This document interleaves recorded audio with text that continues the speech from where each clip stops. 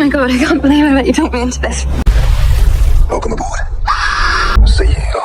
Come alive on that board.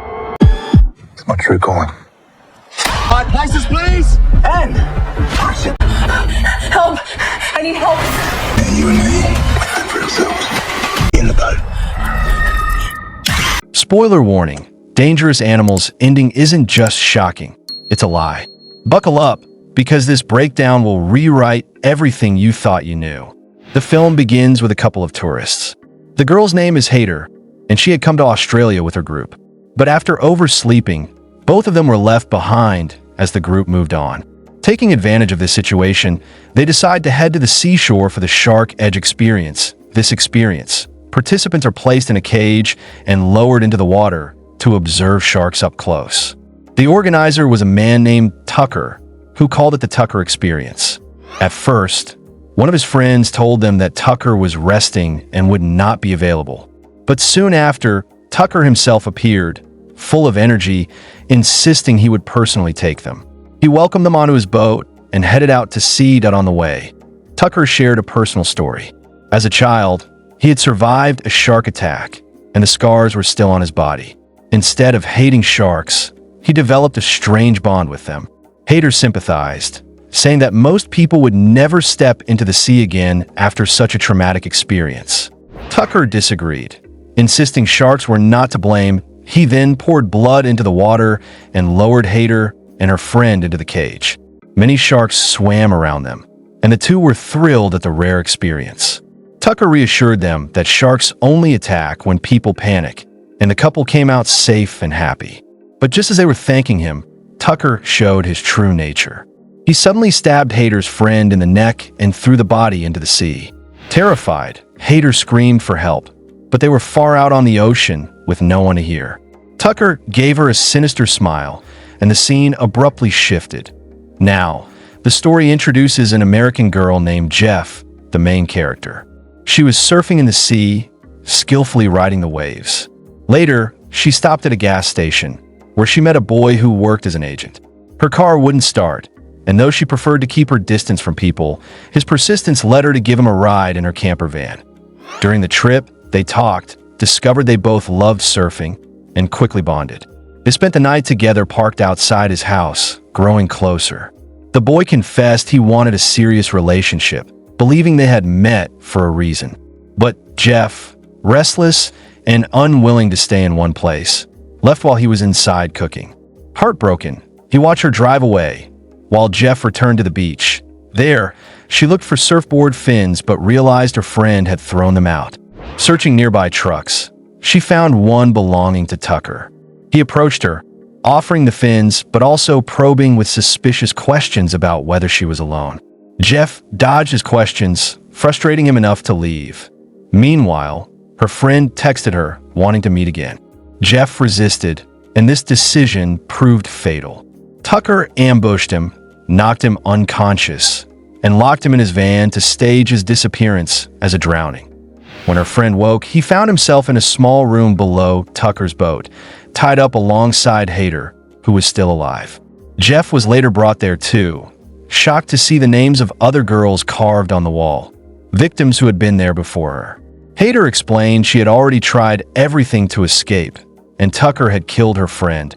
Above deck, Tucker calmly fished, later returning with food and water laced with anesthetic.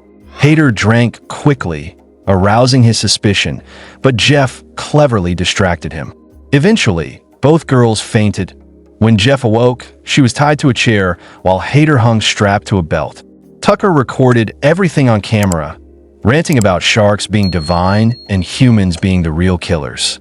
He lowered Hader into the bloodied water, where sharks viciously attacked her, killing her as Tucker filmed. Horrified, Jeff realized he had killed many women before her, keeping tapes of their deaths along with locks of their hair. That night, Jeff refused to eat or drink, taunting Tucker by calling him a worm, not a shark. Furious, he stormed off. Jeff fashioned a sharp weapon from a broken bucket. When Tucker returned with an injection, she stabbed him in the neck, stole his keys, and tried to escape. Though he managed to inject her leg, she staggered upstairs, radioed for help, and tried signaling a nearby boat. But the music from the party drowned her cries. Tucker reappeared, obsessed with his camera. Jeff threw it into the sea and leapt after it, hoping to escape, but fainted in the water. He dragged her back, tying her up again. Without his camera, he couldn't kill her, so he went ashore to fetch another. Meanwhile, Jeff's friend searched tirelessly. He reviewed CCTV footage and spotted Tucker's truck near Jeff's van. Tracking the Tucker Experience logo, he found the boat. Breaking inside, he freed Jeff, who was astonished that he had found her. Before they could flee, Tucker attacked. A fight broke out, and though her friend nearly strangled Tucker, another accomplice intervened. In the chaos, Tucker killed Jeff's friend with a hook to the head. Tucker then sailed them to a deserted island. He decided to film another show, cutting Jeff's new companion. He lowered him into shark-infested waters. At first, he survived by staying calm, but after Tucker inflicted deeper wounds, his chances dwindled.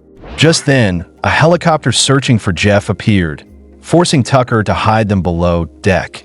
Jeff, desperate, broke her thumb and even bit it off to free herself. She locked Tucker in a room and tried to start the boat, but he escaped and disabled it. In a brutal fight, she dove into the sea, bleeding and chased by both sharks and Tucker. She struggled toward an island where a wedding was taking place, but Tucker caught her again, dragging her back. This time, he tied her up and planned to lower her into the water for a great spectacle.